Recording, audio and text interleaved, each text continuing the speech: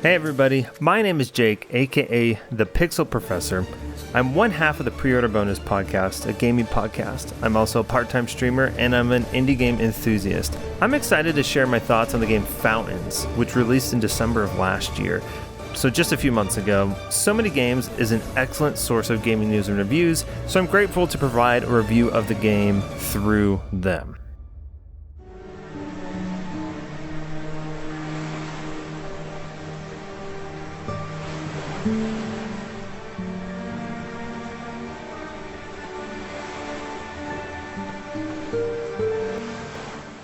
Billed as a soulslike Metroidvania, Fountains is an aggressive, offensively oriented action game with bonfire checkpoints, tough bosses, and almost required exploration of the world's nooks and crannies. The list of characteristics that define a Souls-like game can get really muddled or vary, really depending on how a game uses From Software's flagship game design, or by how they deviate from those traits. But one of those main characteristics would be the abstract, unreliable narration often given through semi-historical item descriptions. This is where you get the lore of a game, if you will, and the world building. Fountains eschews this from the get-go and reels the player in with strong narrative bait. The first thing that you will see narratively from the game is the following. Here's what they didn't dare to record. The usurper was to arise from among their own ranks. I love this. This is a strong pair of sentences that do what all narrative hooks need to do. It gives the player a sense of urgency, it creates dramatic irony, and it does it with minimal jargon specific to the game's world building. For example, we might know what a usurper is without being explained to us if we know what to usurp is.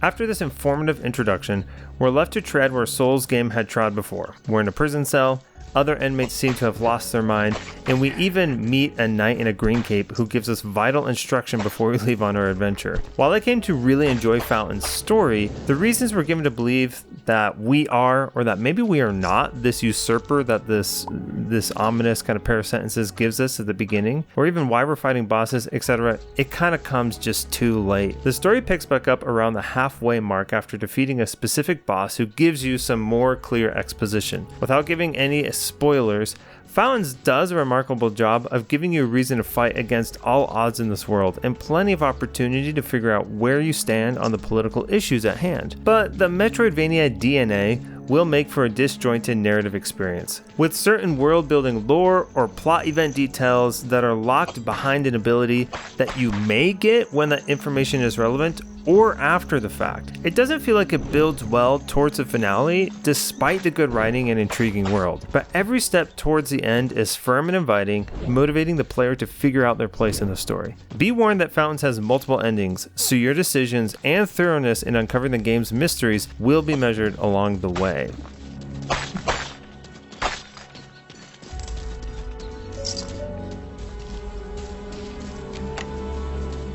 Now, I'm torn on the Metroidvania design for this game. It's technically a Metroidvania because, yes, you get these specific abilities that will unlock new areas and critical paths, but the exploration feels much more in tune with the lauded world design of Dark Souls 1, where tiny hallways and narrow tunnels can lead you to big new areas or shortcuts back to the game's immense multi-tiered underground labyrinth. To give a sense of the size of Fountain's web of hallways, the underground passageways felt bigger than the overworld map, and I'm fairly confident that it is maybe twice the size of the overworld map, which has a linear but eventually circular critical path. Seeing much of the world locked behind abilities on top of the shortcuts felt like too much to memorize. Despite having the ability to mark things on the game's map, the map uses the game's signature crunchy pixel art look, and this map was kind of illegible, the overworld map, just seeing where you were going and where you were. So shortcuts plus the underground labyrinth and dozens of locked up areas just oversaturated the exploration experience for me.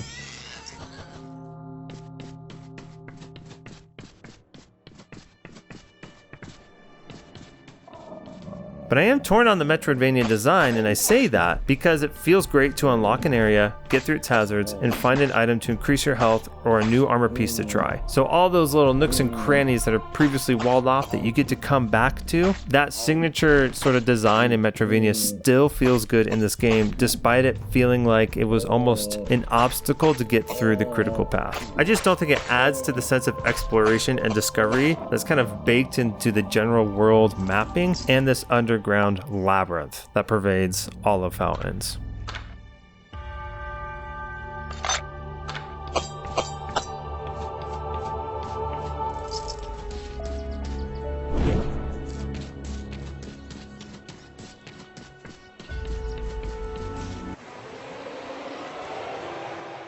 But a Souls-like's bread and butter is in snappy action and larger-than-life boss fights, and this is where Fountains excels. Every single boss track got my blood pumping. The game's composer spared no expense in musically portraying a fantasy-themed adrenaline rush. Bosses themselves provided equally frantic and largely learnable attack combos. You'll go into a fight and just get absolutely thwomped, but after a few attempts, feel yourself reacting better and understanding the fight more completely, things that are paramount to keep player engagement in tough battles. But the game's final bosses? Woof. Despite having explored much of the map, I felt like my character had hit a ceiling both offensively and defensively, and it came down to near hitless wins against them to progress through the game. At this point in Fountains, builds mattered most, and how many consumables you acquired would make the difference between negligible damage and a chance at victory. Without a block or parry, and requiring the player to land hits to build up their water meter to use special attacks or heal, Fountains demands aggressive, offensive play to stay in the heat of the moment.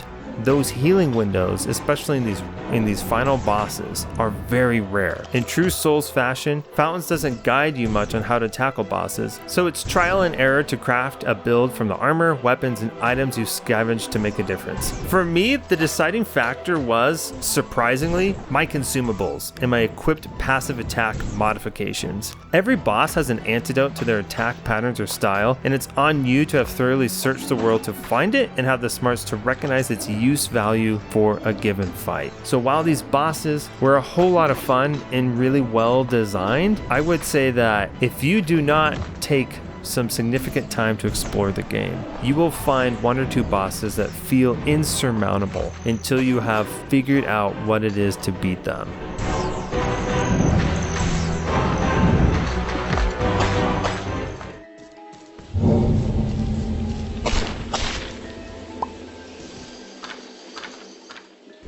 Fountains, I would say, is remarkably memorable in a genre whose landscape is dotted with nearly identical trees. Any fan of thorough exploration, discovery, and a great story and tough bosses is gonna enjoy Fountains. If one of your biggest gripes with Souls and Souls-like games is that the story comes to you piecemeal through unreliable narration written into item descriptions, Fountains is the polar opposite. It will just give you the story that you want. It'll give you the lore written on murals, and you can find them and you can figure out what is going on and what you want to do about it. But I would say in many ways it still stands in the shadow of its inspiration, branching into the Metroidvania genre to make itself different from a lot of Souls-likes, but I would argue with mixed effect. I think the story and it being more akin to Hyper Light Drifter gameplay makes it more unique than anything else, than trying to blend genres in this case.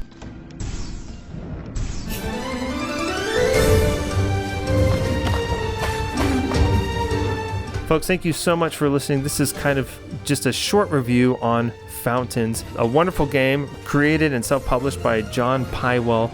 The game gets compared quite a lot to Hyper Light Drifter, and I do understand those comparisons, and I think they're right. But the game very much leans into Dark Souls 1 as its inspiration more than anything else.